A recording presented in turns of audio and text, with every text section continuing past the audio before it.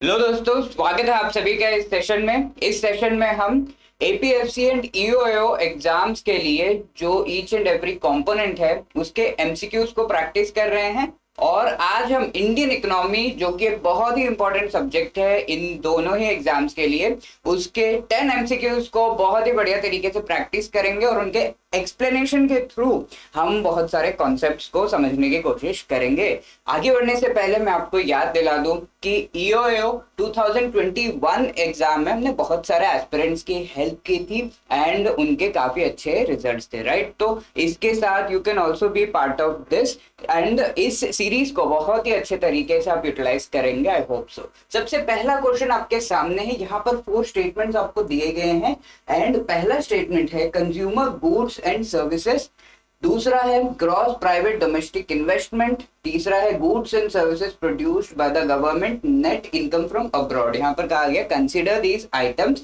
Then question पूछा गया है which of the above items are included in the definition of GNP. GNP क्या होता है दोस्तों? GNP is gross national product. Let me tell you, ये एक प्रीवियस ईयर क्वेश्चन है। ये क्वेश्चन एक्चुअली ईपीएफओ एपीएफसी 2015 में पूछा गया था, राइट। तो हमें इन टर्म्स के बीच का डिफरेंस पता होना चाहिए और ये हमारा जो important topic measurement of growth and macro economic indicators जो हमारा टॉपिक है उसका बहुत ही जरूरी एक पार्ट हो जाता है, ठीक है। तो GDP which is gross domestic product और ग्रॉस नेशनल प्रोडक्ट के बीच में हमें डिफरेंस पता होना चाहिए। Gross domestic product is actually जो कि एक डोमेस्टिक टेरिटरी, लेट से इंडिया के अंदर जो गुड्स एंड सर्विसेज प्रोड्यूस हो रहे हैं उनके फाइनल वैल्यू को कोलेट करने के बाद जो वैल्यू आता है उसे हम ग्रॉस डोमेस्टिक प्रोडक्ट कहते हैं, only with in the territory of India, इसलिए डोमेस्टिक वर्ड यहाँ पर इंक्लूडेड है। अब gross national product is something जहां पर हम इंडियन नेशनल्स को कंसिडर करते हैं, इंडियन सिटीजन्स को कंसिडर करते हैं, whether they are in India और आउटसाइड इंडिया। इंडिया के बाहर भी अगर ये लोग हैं, इंडियंस हैं और वो प्रोड्यूस कर रहे हैं, गुड्स एंड सर्विसेज प्रोवाइड कर रहे हैं, तो उससे उसका फायदा क्या होगा? अगर उस वहां पर कमाएंगे तो उसका फायदा इंडिया को ही होगा, क्योंकि पैसे वो इंडिया को ही भेजेंगे, उनके रिश्तेदार इंडिया में ही हैं, उनके परिवार वाले इंडिया में। तो इसको भी हम इंक्लूड करते हैं जो इंडिया के बाहर इंडियंस हैं जो प्रोड्यूस कर रहे हैं या फिर इंडिया को वो पैसे भेज रहे हैं, ठीक है। That is gross national product, ठीक है। तो यहाँ पर हमें ये समझ में आ रहा है, तो जीडीपी का कंपोनेंट है, not completely but some part of GDP component, उसके साथ अब्रॉड से जो भी इनकम आ रही है उसको अगर हम जोड़ रहे हैं उसको हम कहते हैं gross national product. I hope this is very clear. यहाँ पर पूछा जा रहा है कि जीएनपी का पार्ट इनमें से कौन सा है। सबसे पहला अगर हम देखें consumer goods and services, yes ये जीडीपी का पार्ट है and also gross national product का। प्राइवेट डोमेस्टिक इन्वेस्टमेंट, यस ये भी पार्ट है।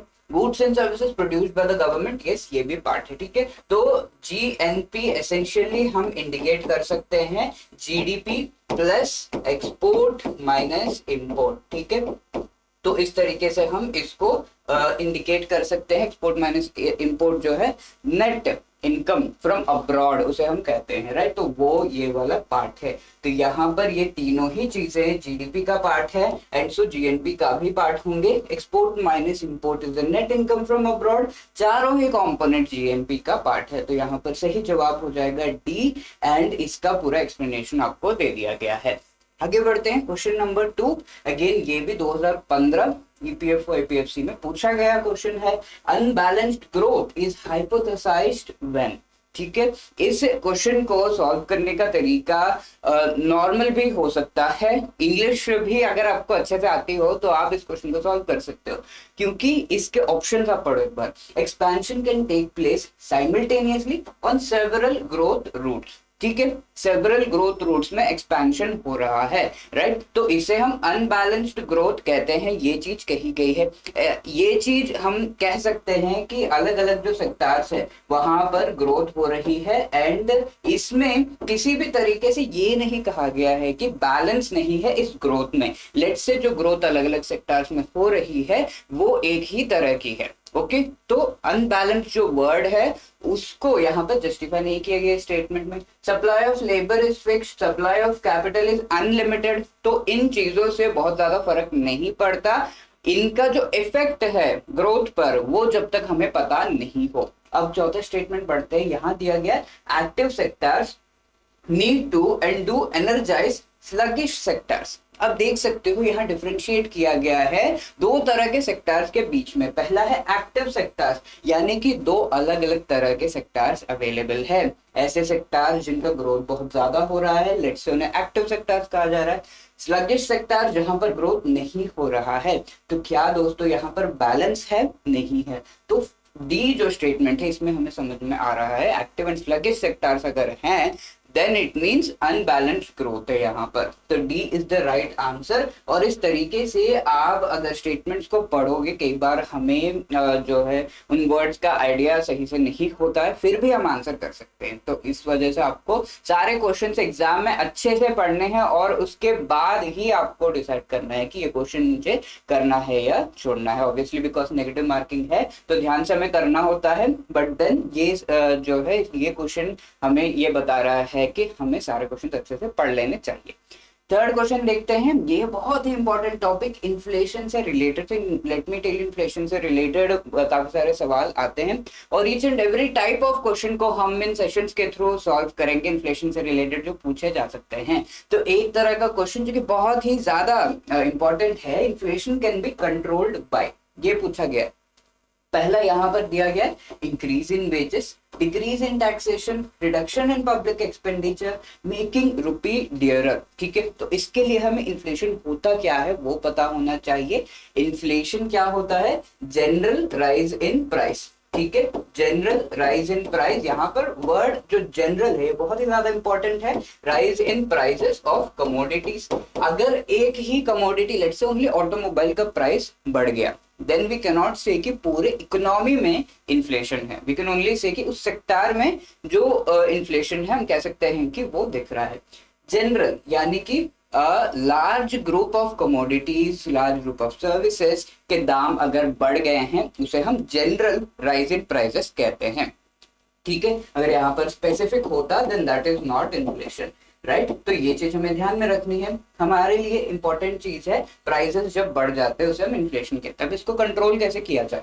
अगर वेजेस बढ़ा दिए गए हैं तो पब्लिक के हाथ में ज्यादा पैसा होगा। और लेट्स से कोई कमोडिटी, ये पेन है, ये पेन की सप्लाई सेम है और बहुत सारे लोग इसे खरीदना चाहते हैं। तो लेट्स से 10 रुपीज का है बट आपके पास ज्यादा पैसे, आपकी वेज बढ़ गई है तो आप क्या करोगे? ज्यादा पैसे देने की कोशिश करोगे। इसका प्राइस 10 से 11 हो जाएगा। क्या आप कहोगे कि उसको मत दो मुझे दो, मैं 11 रुपए देता हूँ? तो इंक्रीज इन वेजेस की वजह से इन्फ्लेशन और भी ज्यादा बढ़ता है। This is not correct. Decrease in taxation, ऐसे में क्या होगा? टैक्स अगर हम कम कर देंगे तो डिस्पोजेबल इनकम बढ़ जाएगा। ऐसा इनकम जो कि टैक्स पे करने के बाद हमारे पास बचता है। लेट्स से आप इनकम टैक्स पे कर रहे हो, आपके कंपनी कॉर्पोरेट टैक्स जो है पे कर रहे हो, उसके बाद जो इनकम आपके पास बच जाती है वो इनकम डिस्पोजेबल कहते हैं और वो इनकम बढ़ जाएगी। लेट से पहले आप 10 रुपीज टैक्स देते थे 100 में से, अब आप ओनली 5 रुपीज टैक्स दे दो तो यहाँ पर आपके पास 90 रुपीज पहले बच रहे थे, अब 95 रुपीज बच रहे हैं और आपके हाथ में ज्यादा पैसे होंगे तो आप ज्यादा खर्च करना चाहोगे, डिमांड बढ़ेगा, इन्फ्लेशन बढ़ेगा। This is not right. Reduction in public expenditure, yes, public expenditure जब बढ़ाया जाता है पैसे इकोनॉमी में बढ़ते हैं और उससे लोगों के पास भी पैसे बढ़ते हैं, डिमांड बढ़ती है, इन्फ्लेशन बढ़ता है। अगर इसे रिड्यूस किया जाए तो इन्फ्लेशन रिड्यूस होगा। मेकिंग रुपी डियरर, ठीक है, रुपी अगर डियरर यानी कि पैसे अगर डियरर हो जाएंगे, लोन डियरर हो जाएंगे, ज्यादा से ज्यादा लोग जो है ज्यादा जो है खर्च करके आप उसे जो है लेना चाहोगे, राइट। ऐसे केस में डिमांड जो है वो बढ़ जाती है। किसी भी चीज को डियरर, किसी भी चीज को जो है पाना मुश्किल जब होता है तो उसकी डिमांड और बढ़ जाती है। तो इस वजह से डिमांड बढ़ने पर इन्फ्लेशन और बढ़ेगा। तो यहाँ पर भी इन्फ्लेशन बढ़ेगा and the right answer here is C. ठीक है, इसकी सारी एक्सप्लेनेशन आपको यहाँ पर प्रोवाइड कर दी गई है। प्लीज दोस्तों इन्फ्लेशन के टॉपिक को बहुत अच्छे से पढ़िएगा। इसका इफेक्ट आप देख रहे हो क्वेश्चंस के थ्रू, ये प्रीवियस ईयर क्वेश्चंस आपको मैंने 3 कराए हैं।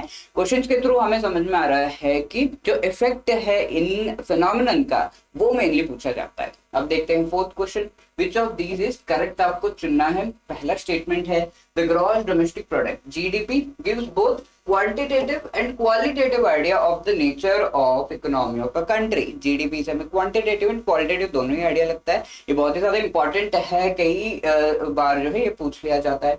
Net domestic product is always lower than GDP.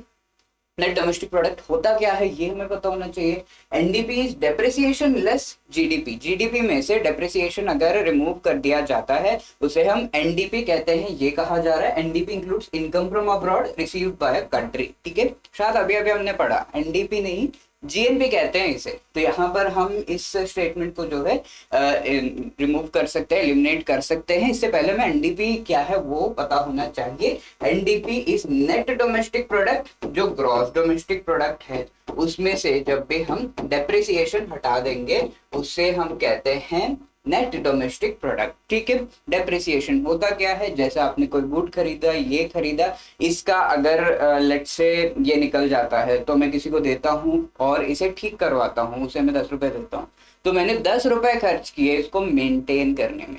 वो 10 रुपए जो खर्च हुए हैं वो डेप्रिसिएशन का पार्ट बनता है। ये डेप्रिशिएट हुआ, ऐसे डेप्रिशिएट हुआ एंड उसको मेंटेन करने में जो पैसे लगे उसे हम डेप्रिसिएशन कहते हैं। या फिर रिप्लेस करोगे, आप नया पेन लोगे, राइट, तो उसे हम डेप्रिसिएशन कहते हैं। एंड उससे जब सब्ट्रैक्ट कर दिया जाता है उस डेप्रिसिएशन के लिए एक सर्विस, एक गुड जो है प्रोवाइड करना पड़ता है। वो हमारा मेन एम नहीं है कैलकुलेट करना कि इसे मेंटेन करने के लिए कितने पैसे लगे, ये प्रोड्यूस करने के लिए कितने पैसे लगे, वो चाहिए हमें। तो वो सिर्फ अगर कैलकुलेट करना है तो डेप्रिसिएशन के कॉस्ट सारे रिमूव करने पर नेट डोमेस्टिक प्रोडक्ट आता है। इसका मतलब ये सही है, ये वाला गलत है। तो यहाँ पर अगर 4 गलत है तो ये एलिमिनेट हो जा रहा है। 3 अगर सही है तो हम देख सकते हैं कि ये भी एलिमिनेट हो रहा है, ये दोनों है। तो एलिमिनेशन भी हमें सीखना चाहिए इन सेशंस के थ्रू। जो तरीका है, इवन तो आपको आंसर आता है एंड कुछ ऑप्शंस आप नहीं समझ पा रहे हो, आप आंसर तक कैसे पहुंचो वो भी हम बताएंगे, राइट। तो यहाँ पर ये सही है, net domestic product is always lower than GDP. तो अगर डेप्रिसिएशन जो है वो पॉजिटिव होगा, यानी कि चीजों को मेंटेन करने के लिए आपको खर्च करना ही पड़ता है, तो ये पॉजिटिव ही रहेगा हमेशा। तो जीडीपी से एनडीपी हमेशा ही कम रहेगा। तो ये वाला जो ऑप्शन है 2 इज अगेन करेक्ट, अभी भी एलिमिनेट नहीं हुआ। पहला स्टेटमेंट हमें डेफिनेटली जो है पता होना चाहिए इस क्वेश्चन में कि ये सही है या नहीं। अब जीडीपी की अगर हम बात करें तो जीडीपी मैंने कहा डोमेस्टिक टेरिटरी में इंडिया के अंदर जो भी प्रोडक्शन हो रहा है उसकी final value, goods and services की फाइनल वैल्यू, उसे हम जीडीपी कहते हैं। उससे दोस्तों खाली एक क्वांटिटेटिव आइडिया मिलता है, यानी कि फाइनल वैल्यू जो गुड्स एंड सर्विसेज की है उससे क्वांटिटेटिव आइडिया मिलता है हमें हमारी इकोनॉमी का। कैसे हम ये कह सकते हैं, हम इसे कंपेयर करते हैं जीएलपी के साथ। जब हमें अब्रॉड से जो पैसे यहाँ पर आ रहे हैं उसका भी आइडिया लगता है तो हमें ये पता चलता है कि अगर अब्रॉड से पैसे ज्यादा आ रहे हैं, यानी कि ज्यादा से ज्यादा लोग इंडिया से बाहर जा रहे हैं, हमारे जो वर्क फोर्स है उसका जो क्वालिटी है, लेबर का क्वालिटी है, वो हमें पता चलता है। तो क्वालिटी जो टर्म है वो एग्जिस्टेंस में आता है जब अब्रॉड से इनकम आती है। तो अब्रॉड से इनकम किस कंडीशन में आती है, कौन से कैलकुलेशन में आती है, ग्रॉस नेशनल प्रोडक्ट में। तो जीएनपी की जब भी हम बात करें, और भी बहुत सारी चीजें, हमारी इकोनॉमी का क्वालिटी कैसा है, ताकि बाकी कंट्रीज हमारे साथ कोऑपरेट कर रहे हैं, हमारे साथ एक्सपोर्ट इंपोर्ट एंड ट्रेड में एंगेज कर रहे हैं, तो इकोनॉमी की क्वालिटी, ह्यूमन रिसोर्स की क्वालिटी पता चलती है जीएनपी में। जीडीपी में ये नहीं पता चलता। तो जीडीपी में ओनली क्वांटिटेटिव आइडिया लगता है, जीएनपी में आपको qualitative as well as quantitative idea लगता है। तो ये स्टेटमेंट सही नहीं है, only 2 and 3 are correct and here B is the right answer. I hope ये चीज काफी क्लियर है। कोई भी डाउट्स आप कमेंट सेक्शन में लिख सकते हो, उसकी सारी एक्सप्लेनेशन आपको दे दी गई है। अब आगे बढ़ते हैं। Phillips curve depicts the relationship between, Phillips curve ये काफी ज्यादा फैक्ट बेस्ड क्वेश्चन है। ऐसे क्वेश्चंस में हमें तुक्का नहीं लगाना चाहिए, थोड़ा बहुत आइडिया है, याद आ रहा है या फिर आपको पता है तभी आपको आंसर करना होगा। यहाँ पर देखिए ऑप्शंस दिए गए, inflation and growth, inflation and unemployment rate, growth and rate of unemployment, income inequality and per capita income. ठीक है, तो यहाँ पर ये 4 ऑप्शंस है। And let me tell you, Phillips curve actually एक रिलेशनशिप है। 1970s में काफी ज्यादा ये जो है कॉन्सेप्ट फेमस हुआ था कि आप जैसे जैसे इन्फ्लेशन बढ़ाते जा रहे हो वैसे वैसे अनएम्प्लॉयमेंट का रेट जो है वो कम होता जा रहा है। ठीक है, तो इन दोनों के बीच एक इनवर्स रिलेशनशिप है। इन्फ्लेशन बढ़ाने का मतलब है गवर्नमेंट स्पेंडिंग कर रही है, जितना स्पेंड करेगी उतना ज्यादा सेक्टर्स खुलेंगे और उतने जॉब्स मिलेंगे, अनएम्प्लॉयमेंट कम होगा। तो जैसे गवर्नमेंट स्पेंड कर रही है वैसे इन्फ्लेशन बढ़ रहा है, but unemployment is reducing. Inverse relationship, और ये रिलेशनशिप बताई गई है by the Phillips curve, and so B is the right answer. इसकी एक्सप्लेनेशन आपको दे दी गई है और ये कर्व कुछ इस तरीके से दिखता है। इनवर्स रिलेशनशिप ऑब्वियसली आप देख सकते हो ऐसा दिखेगा, राइट। तो ये चीज आपको पता होना चाहिए, बट ये एक लेवल तक ही काम करता है। ये चीज हमने 1970s में नोटिस की थी। बहुत ज्यादा इन्फ्लेशन भी हम बढ़ा नहीं सकते, so there is a level, and कई सारी चीजें इससे जुड़े हुए हैं। But then Phillips curve actually is a relationship between inflation and unemployment rate, तो ये याद रखिए। अब आगे बढ़ते हैं 6th क्वेश्चन। यहाँ पर जो 5 ईयर प्लान्स है इनसे रिलेटेड काफी सारे सवाल वो भी थोड़ा डीपली जाकर पूछ लिए जाते हैं। तो ये एक सवाल है, which among the following statement is correct, आपको बताना है। यहाँ पर हमेशा देख लीजिए करेक्ट पूछा गया, इनकरेक्ट पूछा गया। मोस्टली करेक्ट ही पूछा जाता है, बट देन आपको देख लेना चाहिए with respect to 12th 5 year plan. ठीक है, स्टेटमेंट क्या है, ग्रोथ रेट 12% टारगेट किया गया था in the 12th 5 year plan. ठीक है, दूसरा है it underlines the importance of stepping up efforts to achieve 4% average growth agriculture sector में। एग्रीकल्चर सेक्टर में 4% एवरेज ग्रोथ को जो है टारगेट किया गया था। Commercial energy supply must grow at a pace of 6.5 to 7%। ठीक है, तो ये चीज कही है per year, is it true. ठीक है, यहाँ पर लेट्स से आपको नंबर्स के बारे में आइडिया नहीं है, बट देन थोड़ा सा आपको आइडिया होगा कि ये जो 12% का टारगेट है ये काफी ज्यादा जो है एम्बिशियस लग रहा है। ओके, तो इवन आपने सारे प्लान्स एक बार देख रखे हैं या फिर नहीं, तब भी थोड़ा सा आइडिया लगा सकते हो कि काफी एम्बिशियस लग रहा है। तो ये वाला स्टेटमेंट जो है वो एक्चुअली गलत है। इट वाज 9% जो कि टारगेट किया गया था। जैसे आप 1 गलत कर देते हो हमारा सही आंसर यहाँ पर आ जाता है। You don't have to go through both of these statements and आपका आंसर आ जाता है। तो यही चीज समझाने के लिए ये क्वेश्चन मैं लेकर आया हूँ आपके सामने कि एलिमिनेट करके भी हम आंसर तक पहुंच सकते हैं। ऑप्शंस आपको अच्छे से देखने होंगे। 2 and 3 is the right answer, C यहाँ पर सही है। तो 9% actually is the correct thing, and yes हम जो है 4% ग्रोथ जो हमारा सेक्टर एग्रीकल्चर उसमें 6.5 to 7% एनर्जी सेक्टर में हम टारगेट कर रहे थे। ठीक है, तो वो सारी चीज आपको यहाँ पर बता दी गई है। ओके, आगे बढ़ते हैं। Next, plan holiday in the context of Indian economy is. तो प्लान हॉलीडे पर कई सारे सवाल पूछे गए हैं, एंड यहाँ पर आपको जो है ये स्टेटमेंट्स अच्छे से पढ़ने हैं। तो इस स्पेसिफिक टर्म से ही हमें समझ में आ जा रहा है थोड़ा सा कि प्लान हॉलीडे होता क्या है। जो सारे प्लान्स थे हमारे 5 ईयर प्लान्स, उनमें अगर ब्रेकेज आ रहा है, लेट्स से उसे हम प्लान हॉलीडे कह रहे हैं, बट देन यहाँ पर स्टेटमेंट्स पढ़िए। Time period just after the implementation of the economic reforms in India. Okay, तो ये चीज पूछी गई है कि time period economic reforms implement करने के बाद के टाइम पीरियड को हम प्लान हॉलीडे कह दे रहे हैं। Is it true? The years when instead of 5 year plan annual plan introduce किया गया था। ओके, तो 5 ईयर प्लान में ब्रेकेज करके एनुअल प्लान इंट्रोड्यूस किया गया, या फिर ऐसे years when neither 5 year plan nor an annual plan is rolled out. Holiday confuse करने के लिए यहाँ दिया गया है कि 5 ईयर प्लान भी नहीं है एंड एनुअल प्लान भी नहीं है, कुछ ना कुछ प्लान तो होगा ही, राइट। तो ये वाला स्टेटमेंट वैसे ही एलिमिनेट हो जा रहा है।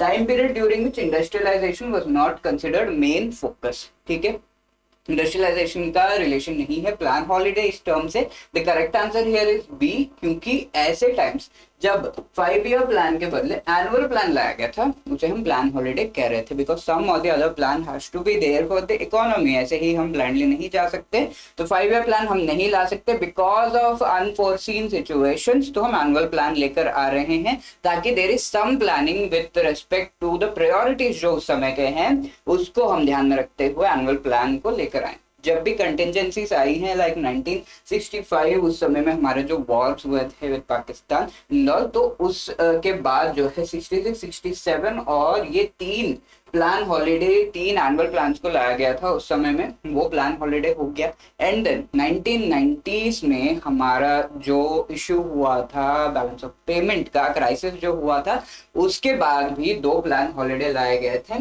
उस समय एक्चुअली एक प्लान को इम्प्लीमेंट करना था, बट देन 1990, 91 और 91, 92 में जो है एनुअल प्लान्स लेकर हम आए, ताकि हम जो चेंजेस, मेजर चेंजेस इकोनॉमी में हमने किए हैं उनको थोड़ा सा स्ट्रीमलाइन कर सके। And then we go for the fifth जो सॉरी द 8th 5-year प्लान। ठीक है, तो ये सारी चीजें जो है हमें पता होनी चाहिए। कब कब प्लान हॉलीडे हुआ था ये आपको ध्यान में रखना है, ये सारे ईयर्स जो है आपको ध्यान में रखने हैं। ओके, तो that is plan holiday. 8th question देखिए, बहुत ही सिंपल है ये। National institution for transforming India यानी कि नीति आयोग एस्टैब्लिश्ड ऑन, कब एस्टैब्लिश किया गया है? ऐसे फैक्चुअल क्वेश्चन भी पूछे जा सकते हैं। जनवरी 1, 2015, February 20, 2015, इज इट February 20, 2017 या फिर December 1, 2015? ईयर डेट भी आपको पता होना चाहिए। ईयर की ये बहुत इंपॉर्टेंट एक डेवलपमेंट है, इसीलिए सभी का हमें नहीं पढ़ना है, बट ये बहुत ही इंपॉर्टेंट डेवलपमेंट प्लानिंग कमीशन को जो है स्टॉप करके, 5-year प्लान को स्टॉप करके हम नीति आयोग को लेकर आए। कब लेकर आए? इज इट 2015 और 17 सबसे पहली बार? It is 15। एंड कब था? जनवरी को। ठीक है, तो ये ऑप्शन ए यहाँ पर सही है, इसकी डिस्क्रिप्शन आपको दे दी गई है। 9th क्वेश्चन देखिए, यहाँ पर जो इकोनॉमिक प्लानिंग है उनके टाइप से रिलेटेड क्वेश्चंस आ जाते हैं, तो उससे रिलेटेड ये सवाल पूछा गया है, which of these statements is और आर करेक्ट? पहला यहाँ पर है imperative planning is also called directive planning. ठीक है, इंपरेटिव प्लानिंग क्या होता है, डायरेक्टिव प्लानिंग क्या होता है, ये आपको पता होना चाहिए। There are mainly 2 kinds of planning, वो क्या है वो भी आपको पता होना चाहिए। All economic decisions are centralised in imperative planning. Then mixed economies follow indicative planning. Indicative planning replaces the market. ठीक है, तो यहाँ पर हम ये देख रहे हैं कि इंडिकेटिव एंड इंपरेटिव प्लानिंग, 2 तरह के जो प्लानिंग प्रोसीजर्स हैं उनके बारे में बताया जा रहा है। तो इंडिकेटिव प्लानिंग की अगर हम बात करें तो ये ऐसी प्लानिंग है जो कि स्टेट जो कि हम कह सकते हैं जिसमें गवर्नमेंट का रोल थोड़ा कम होता है। Okay, then there is imperative planning. Imperative planning में स्टेट का रोल बहुत ज्यादा होता है, सेंट्रलाइज्ड डिसीजंस होते हैं, इस वजह से इसे डायरेक्टिव प्लानिंग भी कहा जाता है। ठीक है, स्टेट इकोनॉमी जो है उनमें ये होता है, for example USSR, erstwhile USSR में ये किया जाता था। इंडिकेटिव प्लानिंग में गवर्नमेंट इंडिकेट्स, ठीक है, और private sector everybody follow. Private sector का जो शेयर है और उसके जो डिसीजन मेकिंग पावर है वो थोड़ा ज्यादा ही होता है।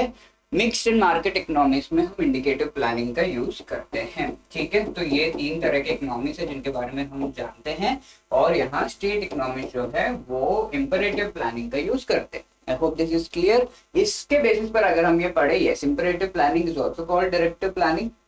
देन यहाँ पर ये सही है। दूसरा, all economic decisions are centralised in imperative planning. Yes, imperative planning क्या? State economics. Yes, decisions are centralised. Mixed economics क्या फॉलो करते हैं? Indicative planning. ये भी सही है। Indicative planning replaces the market, ये सही नहीं है, मार्केट को ग्रो होने देते हैं हम, बट इंपरेटिव प्लानिंग रिप्लेस कर देता है मार्केट को, जहां पर स्टेट या फिर गवर्नमेंट का रोल बहुत ज्यादा हो जाता है। So this is not correct. अगर ये इंपरेटिव प्लानिंग होता तो सही होता। तो तीनों ही statement 1, 2 and 3 are correct and A is the right answer. इसकी डिस्क्रिप्शन आपको यहाँ पर दे दी गई है। ये 10th क्वेश्चन दोस्तों आपके लिए एक होमवर्क क्वेश्चन है, इसका आंसर आप जो है कमेंट बॉक्स में जरूर दीजिएगा। Try to give the answer for this, और बाकी जो क्वेश्चन उनसे रिलेटेड पे आपको अगर कुछ कहना है तो वो आप बता सकते हो। 20 पॉइंट प्रोग्राम लॉन्च किया गया था कौन से 5-year प्लान के समय में? 1st, 2nd, 8th या 5th? ठीक है, फैक्ट बेस्ड क्वेश्चन है, then you should know the timeline सारे 5-year प्लान्स के, क्योंकि ये पूछा जाता है दोस्तों, बहुत इंपॉर्टेंट है, राइट। तो इसका आंसर आप जरूर कमेंट सेक्शन में करिएगा, अगले सेशन में हम इसे डिस्कस करेंगे। And let me remind you about the courses that we are offering. आपको जो है अपने एग्जाम में बहुत अच्छी तरीके से हेल्प करने के लिए 3 तरीके के कोर्सेज है, master pack, test series plus और टेस्ट सीरीज। टेस्ट सीरीज नाम से आपको समझ में आ रहा होगा कि सारे जो कंपोनेंट्स है उनके टेस्ट आपको मिलेंगे इसमें। बहुत ही बढ़िया एग्जाम जो है प्रीवियस पेपर्स को एनालाइज करके अच्छे से क्वेश्चंस को बनाया गया है on that format in that level जो क्वेश्चंस आते हैं, एंड वो आपको यहाँ पर मिलेंगे। टेस्ट सीरीज प्लस में जो हमारे कंपोनेंट्स हैं, कुछ ऐसे कंपोनेंट जो हम जनरली नहीं पढ़ते और इस पेपर का पार्ट है, इंश्योरेंस हो गया, ऑडिटिंग हो गया, इंडस्ट्रियल रिलेशंस, ये सारे जो टॉपिक्स हैं उनके आपको वीडियोस हैंडआउट्स ये भी मिलेंगे, ताकि आप इन कंपोनेंट्स को अच्छे से प्रिपेयर कर पाओ along with the test series. तो टेस्ट सीरीज प्लस में वो है, और मास्टर पैक में आपको सारे ही कंपोनेंट्स के टेस्ट मिलेंगे, सारे ही कंपोनेंट्स के वीडियोस, वीडियो लेक्चर्स, हैंडआउट, सभी कुछ मिलेगा, राइट। तो इन कोर्सेज का लिंक डिस्क्रिप्शन में है, आप इनको जो है अवेल कर सकते हो from there. Also in sessions के पीडीएफ आपको जो है हमारे टेलीग्राम चैनल पर मिल जाएंगे, जिसका लिंक भी डिस्क्रिप्शन में आपको मिल जाएगा। Please do subscribe to our YouTube channel, जहां पर आपको बहुत ही बढ़िया कंटेंट इन एग्जाम से रिलेटेड प्रोवाइड किया जा रहा है। और भी कोई क्वेरी है, you can call us on 8146207241, या फिर you can drop a mail at hello@edutab.co.in. Thank you so much friends, all the best.